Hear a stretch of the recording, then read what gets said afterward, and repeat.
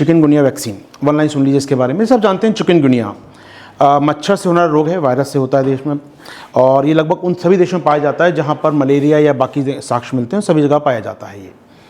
अगर बात करें मुख्यतः जो दुनिया में फैलता है, ये एशिया के अंदर बहुत ज़्यादा मिलेगा आपको, ये लैटिन अमेरिका यानी ब्राज़ील, अर्जेंटीना आदि में, और अफ्रीका में, जो कहना चाहिए मुझे, जो भूमध्य रेखा के आसपास के महाद्वीप हैं वहाँ ज़्यादा मिलेगा। यूरोप में कम है, नॉर्थ अमेरिका में काफ़ी कम केस मिलेंगे, लेकिन इन देशों में अफ्रीका, लैटिन अमेरिका और मध्य अमेरिका सहित एशिया में ज़्यादा केस मिलते हैं इसके। इसका अब तक कोई ज्ञात, या मैं कहूँगा अब तक ऐसा कोई दवा नहीं बनी थी जिससे चिकनगुनिया को समाप्त किया जा सके, लेकिन फाइनली यहाँ पर एक वैक्सीन सामने आई है चिकनगुनिया की। दुनिया की पहली वैक्सीन है जो चिकनगुनिया में काम आने वाली है। ये बात करते हैं इस वैक्सीन के बारे में, और ये वैक्सीन कैसे अलग है बाकी से तो इस वैक्सीन का नाम है यहाँ पर आपकी स्क्रीन पर चिकनगुनिया IX चिक या इस चिक, यहाँ वैक्सीन का नाम है, इस वैक्सीन का नाम है इस चिक। बनाने वाली कंपनी का नाम है वेलनेवा, तो ये कंपनी का नाम है वेलनेवा, बनाया है इसको, और इस वैक्सीन का नाम रखा गया है इस चिक यहाँ पर। तो चिकनगुनिया से मिलता जुलता नाम रखा गया है, वैक्सीन का आइडेंटिफाई करने में आसानी होगी। ये वैक्सीन का नाम है, और ये वैक्सीन का कंपनी का नाम है, जो बनाने वाली कंपनी है इसको।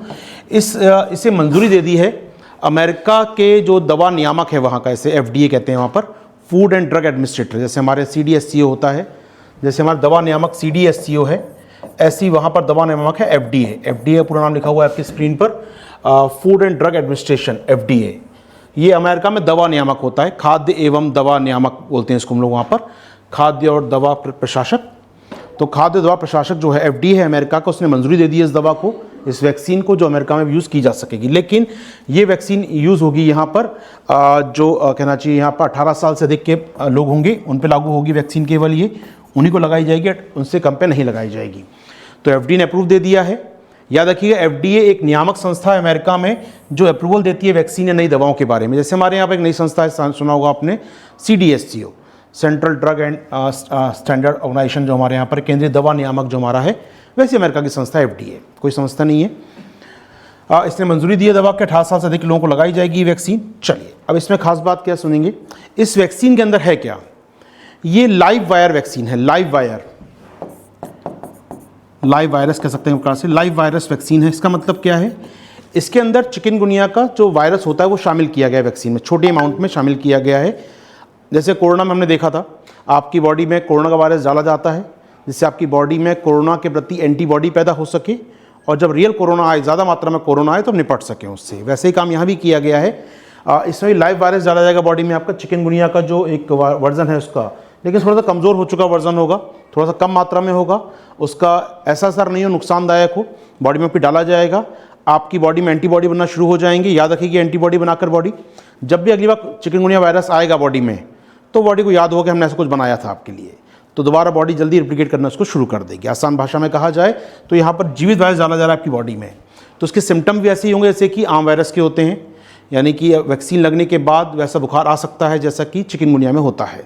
तो चिकनगुनिया होने के साक्ष्य हो सकते हैं, लेकिन बहुत कम चांस है। लेकिन सिम्टम है इस वैक्सीन के, सिम्टम या इस वैक्सीन का जो कहते हैं नेगेटिव इफेक्ट हो सकता है कि वैसे ही साक्ष्य दोबारा मिल जाए जैसे कि चिकनगुनिया होने पर होते हैं। खास बात ये, इसके बाद सिंगल डोज है। खास बात ये है कि एक ही वैक्सीन लगेगी इसमें, और मसल वैक्सीन है, सीधे लगाया जाएगा इसको, आपके मसल्स, आपके हाथ में सीधे इसको लगाया जाएगा, मसल्स में लगाया जाएगा। ऐसा कुछ नहीं है कि स्किन नो टैप करेंगे इसको या कुछ और करेंगे, सीधे मसल में लगाएंगे। सिंगल डोज 18 साल से अधिक के व्यक्ति को काम की है वैक्सीन हमारे लिए। क्यों? क्योंकि भारत में हर साल काफ़ी मरीज़ होते हैं इसमें, लगभग डेटा भारत सरकार का इस साल लगभग 33 लाख रजिस्टर्ड मरीज़ है चिकनगुनिया के। इसी साल 33 लाख लोगों को हो चुका है चिकनगुनिया। अलग बात है कि मौतों का रेशियो थोड़ा कम होगा, मौतें उतनी नहीं होती, लेकिन 33 लाख होना भी बड़ी संख्या अपने आप में है। और उस पर बड़ी बात क्या है, हमारे यहाँ चिकनगुनिया का अलग से कोई वो नहीं है, अपने आप में किट नहीं है जाँच करने की। आमतौर पर डायग्नोस होता है डेंगू की तरीके से ही है, मलेरिया के तरीके से, सिम्टम वही हैं सारे। आपको डेंगू हो गया, मलेरिया हो गया, वह सिम्टम होते हैं सारे। तो चिकनगुनिया का अलग से जांचने का किट नहीं है।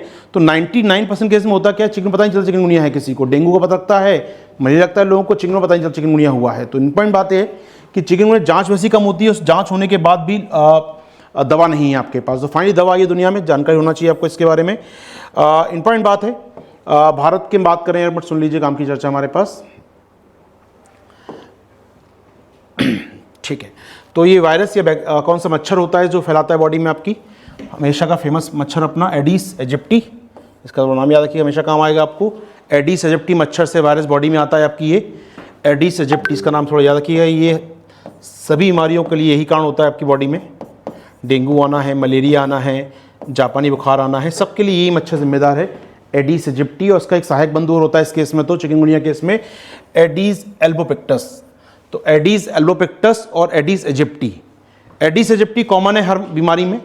चिकनगुनिया में एडिस एजिप्टी के अलावा एक और मच्छर मिल जाता है आपको जो वायरस लेके बॉडी में आता है आपकी, वो है यहाँ पर एडिस एल्बोपिक्टस। तो याद रखिए थोड़ा सा नाम इसका, पूछ सकते हैं यूपीएससी नाम, एडिस एल्बोपिक्टस और एडिस एजिप्टी, दो मच्छर हैं ये जो बॉडी में आपके यहाँ चिकनगुनिया का वायरस लेके आ सकते हैं। फाइन। और हम देखें यहाँ पर तो लगातार फैल रहा है।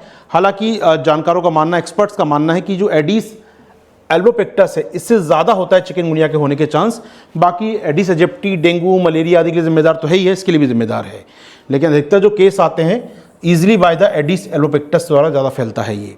तो एडिस एल्बोपिक्टस का नाम थोड़ा याद रखेंगे आप लोग यहाँ पर। अब आइए बात करें भारत सरकार के कार्यक्रम के बारे में। तो भारत सरकार ने चिकनगुनिया को रोकने के लिए क्या किया है आज तक, उसकी बात कर लें आपके साथ। तो भारत सरकार द्वारा 2005 में ministry of health and family welfare यानी स्वास्थ्य और परिवार कल्याण मंत्रालय द्वारा एक राष्ट्रीय कार्यक्रम लॉन्च किया गया, national vector borne disease control programme, या कहा जाए राष्ट्रीय मच्छर जनित रोग नियंत्रण कार्यक्रम। राष्ट्रीय मच्छर जनित रोग नियंत्रण कार्यक्रम लॉन्च किया गया था, national vector borne disease control programme. National vector borne मच्छर जनित डिजीज कंट्रोल प्रोग्राम लॉन्च किया गया था, जिसमें हमने शामिल किया निम्नलिखित बीमारियों को। मलेरिया की बात करते हैं इसमें हम लोग, मलेरिया कैसे रोका जाए, मच्छर से होती है ये। फाइलेरिया, इसकी बात करते हैं हम लोग, फाइलेरिया ख़त्म करना है देश से, फाइलेरिया की बात होती है। काला आजार, काला बुखार की बात हम करते हैं इसके अंदर। डेंगू की बात करते हैं, डेंगू की बात करते हैं इसमें। चिकनगुनिया की बात करते हैं हम लोग, चिकनगुनिया इसमें शामिल किया गया है। जापानी बुखार को इसमें शामिल किया गया है। 6 हो गए क्या? हाँ 6। जापानी बुखार को शामिल इसमें किया गया है। तो 6 बीमारियाँ शामिल की गई हैं इस कार्यक्रम के अंतर्गत, जिस पर रोक लगानी है भारत सरकार को। मलेरिया, फाइलेरिया, काला आजार, डेंगू, चिकनगुनिया और जापानी बुखार या जापानी इंसेफ्लाइटिस। तो 6 बीमारियां हैं, इनको रोकने की बात कही गई है यहाँ पर। याद रखिएगा जापानी बुखार का ही एक अन्य नाम है एक्यूट इंसेफ्लाइटिस सिंड्रोम, या AES बोलते हैं, जो बच्चों में होता है आमतौर पर। बच्चों में होता है तो उसको AES बोल देते हैं हम लोग, वयस्कों में तो हम जापानी बुखार बोलते हैं। तो AES acute encephalitis syndrome, acute encephalitis syndrome, तो AES बोलते हैं शॉर्ट में उसको। जापानी बुखार का एक अन्य नाम है, जापानी बुखार का एक अन्य नाम है AES एक्यूट इंसेफ्लाइटिस सिंड्रोम।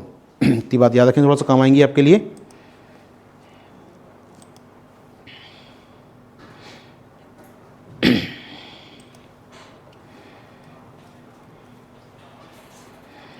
चल, इस कार्यक्रम के तहत चिकनगुनिया पर रोक लगाने का प्रयास किया जाता है। अब तक रोक लगाने के प्रयास में होता क्या क्या था, जैसे जिन इलाकों में चिकनगुनिया फैलता है उन इलाकों में मच्छरदानी बांटने का काम करना, मच्छरों पर रोग नियंत्रण लगाना, जो है प्रिवेंटिव काम करना। प्रिवेंटिव मतलब कि यार हो ना पाए बीमारी, बस ये। तो मच्छर रोकने का प्रयास करना, लोगों को अवेयर करना, बीमारी जनित मच्छर ना फैलें, पानी स्टोर ना हो, जो आप जानते हैं डेंगू के समय किया था, वो सारे काम यहाँ होते थे। वैक्सीन कुछ नहीं थी हमारे पास, केवल अवेयर करते थे लोगों को। अब शायद वैक्सीन हो कुछ सालों में हो सकता है हमारे पास भी, अब अमेरिका में आ गई, हमारे पास भी यदि कुछ सालों में हो सकता है, हम इस वैक्सीन का यूज़ कर सकते हैं। उपाय की बात हमारी यहाँ पर ये। तो याद रखिए चर्चा होती रहती है इस कार्यक्रम के बारे में। कुछ दिन पहले मलेरिया की बात हो रही थी इस कार्यक्रम में, जापानी बुखार चर्चा होती रहती है। ये वाला कार्यक्रम भारत का NVP DCP। चलिए एक कार्यक्रम याद रखिए इसके बारे में। एक और कार्यक्रम याद बता दूँ मैं आपको, काम आएगा। ये लॉन्च कब किया गया था? 2005 में, बताया ना आपको, ठीक है। राष्ट्रीय मच्छर जनित रोग नियंत्रण कार्यक्रम, मिनिस्ट्री ऑफ हेल्थ में आता है, इस कार्यक्रम को देखना। इसके अलावा एक और कार्यक्रम है देश हमारे जो बहुत काम का है। वो क्या करते हैं सुन लीजिए, उसमें उसका नाम लिखवाने से पहले उस पर हम लोग रोग पर बीमारियां होती हैं इसकी मॉनिटरिंग करते हैं, सर्विलांस करते हैं। इसका हम लोग मॉनिटरिंग की बात होती है, निगरानी की बात होती है, समझिएगा ये क्या है। और ये बहुत इंपॉर्टेंट था कोरोना के जस्ट पहले तक।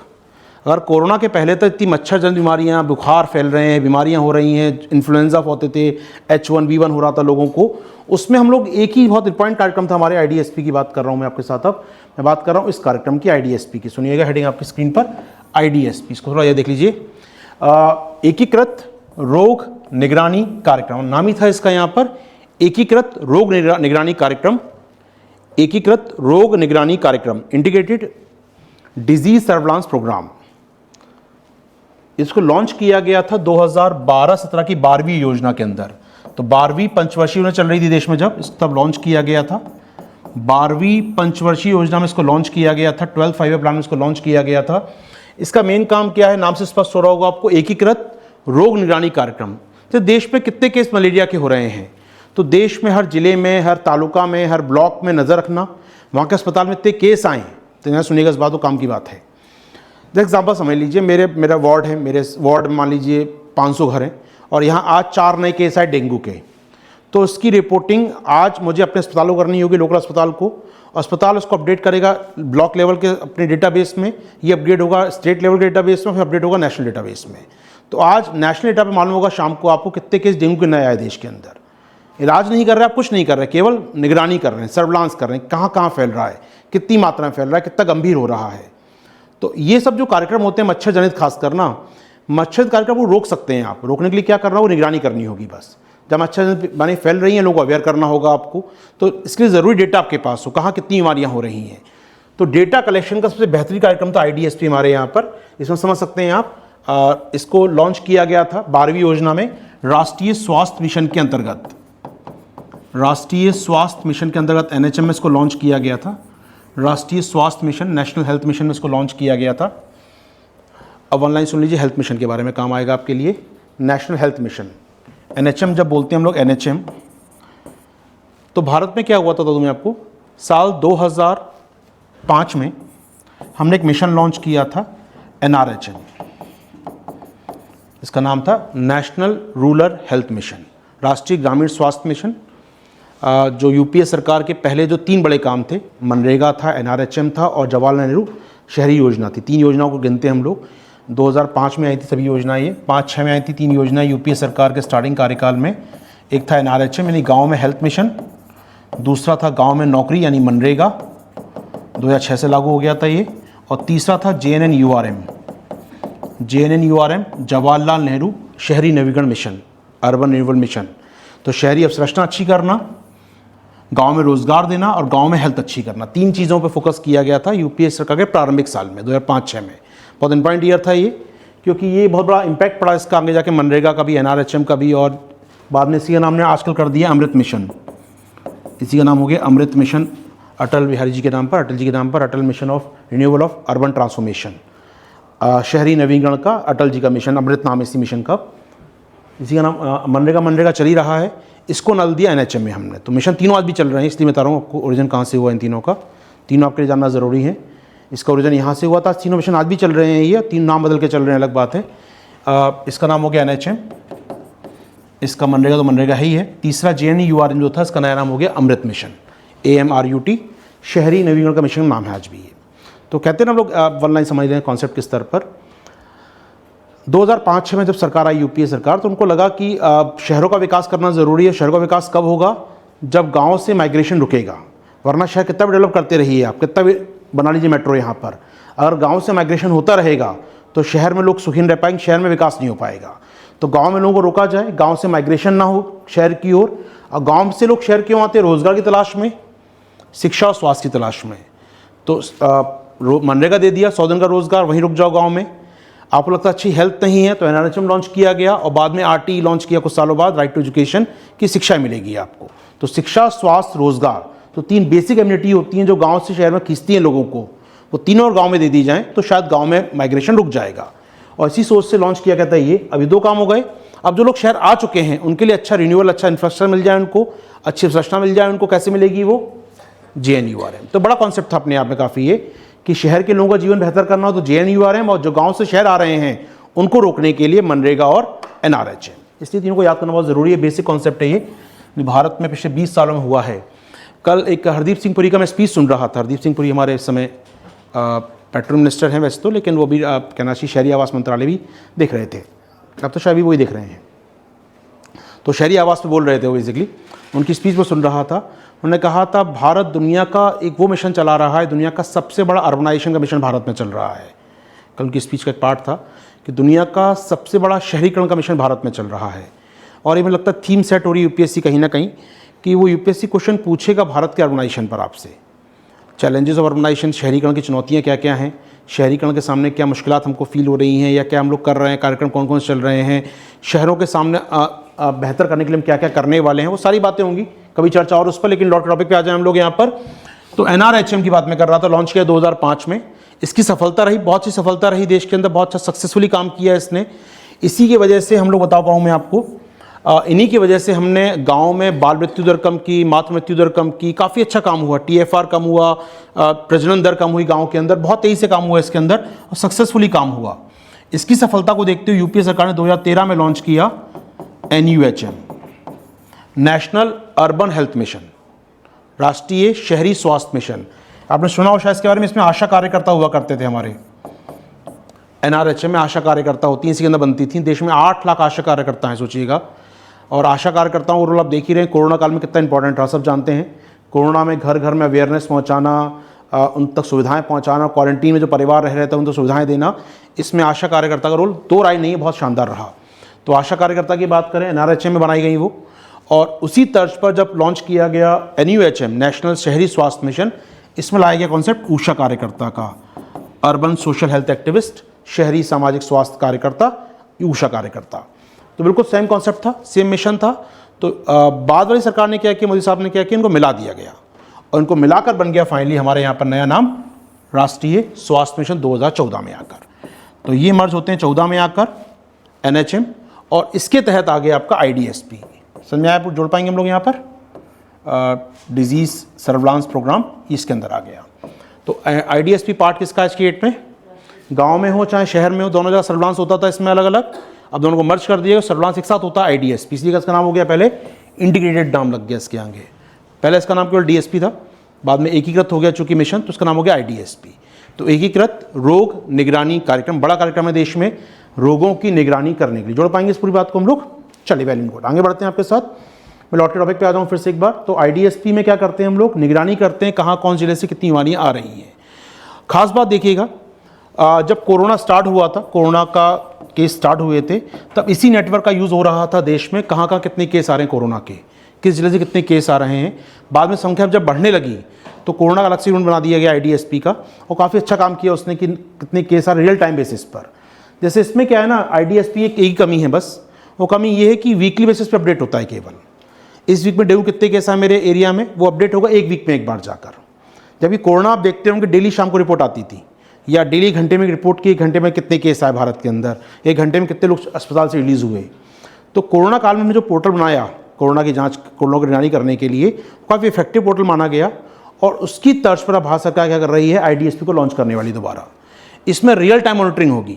अभी राइट नाउ डेंगू कितने मरीज हैं देश के अंदर, एक घंटे बाद कितने मरीज हैं देश के अंदर, तो IDSP को रियल टाइम किया जाने वाला है। चर्चा रहेगी इस साल इसकी काफ़ी, क्योंकि कोरोना के बाद सरकार का मानना है कि IDSP को मजबूत करना बहुत ज़रूरी है।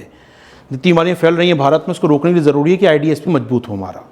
तो IDSP को मजबूत करने का प्लान कर रही है सरकार, और उसको रियल टाइम बेसिस पर, रियल टाइम बोले तो यहाँ की शॉर्ट ऑफ की तात्कालिक समय में कितना चल रहा है, सही समय में कितना चल रहा है, अभी कितने केसेस हैं, कल कितने केसेस थे, एक घंटे पहले कितने केसेस थे, उससे ना रख पाए हम लोग। तो IDSP को मॉडरेट किया जाना, मॉडिफाई किया ना, रियल टाइम बेसिस पे किया जाने वाला है, अभी नहीं हुआ है, इस साल ये अपडेट होने वाला है। तो सरकार लगातार ये प्रयास कर रही है इसको अपडेट करने का। जोड़ पाएंगे सारी खबरों को हम लोग। तो चर्चा में रहेगा IDSP आपके लिए लॉन्च हुआ था 2014 में, पार्ट 1 के NHM का।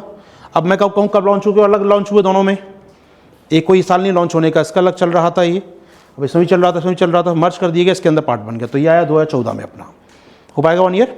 चलिए वेल एंड गुड। कुछ और जोड़ना है मुझे इसके अंदर IDSP के अंदर, ठीक है। तो ये कैसे करते हैं वो देख लीजिए एक बार। तो एक सेंट्रल सर्विलांस यूनिट होती है इनकी, एक केंद्रीय निगरानी इकाई होती है जो केंद्र में काम करती है। इसके अलावा फिर स्टेट सर्विलांस होता है, फिर यहाँ पर headquarters and district surveillance unit होती हैं फिर सभी जिलों के अंदर। तो डिस्ट्रिक्ट, स्टेट और नेशनल निगरानी करते जाते हैं। और स्टेट डिस्ट्रिक्ट के अंदर भी जिला अस्पताल है या जिले की जो प्राइमरी हेल्थ केयर है, सब जगह अपडेट होता है ये। तो पूरा होता है CSU, स्टेट, SSU और डिस्ट्रिक्ट DSU सर्विलांस यूनिट होती हैं तीनों स्तर पर जो काम कर रही हैं हमारे यहाँ। चलिए, तो ये बहुत काम आते हैं अपने आप में। आगे बढ़े हम लोग यहाँ से खबर से। तो चिकनगुनिया की पहली खबर हमारी कंप्लीट होती है यहाँ पर।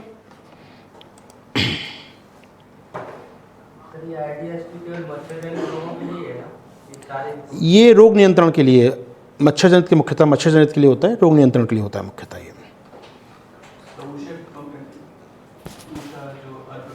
अर्बन आशा कार्यकर्ता बताया मैंने आपको लोगों को यहाँ पर।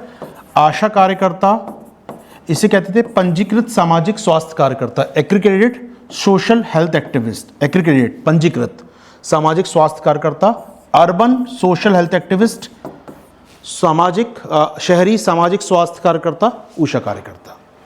इनकी संख्या मुझे नहीं मालूम है कितने अपॉइंट किए गए, क्योंकि मर्ज कर दिया प्रोग्राम सरकार ने। इसके 8 लाख अपॉइंट थे यहाँ पर, इतना मुझे जानकारी है। 8 लाख आशा कार्यकर्ता कोरोना में काम कर रहे थे गांव-गांव में हमारे यहाँ पर। मुख्यतः महिलाएं होती हैं इसके अंदर, और इन्हीं का बड़ा रोल रहा भारत में। शिशु मृत्यु दर की बात करें, MMR कम करने की बात करें, मातृ मृत्यु दर या इन्फेंट मोर्टेलिटी रेट की बात करें, शिशु मृत्यु दर कम करने की बात करें, बड़ा योगदान रहा है आशा कार्यकर्ताओं का हमारे यहाँ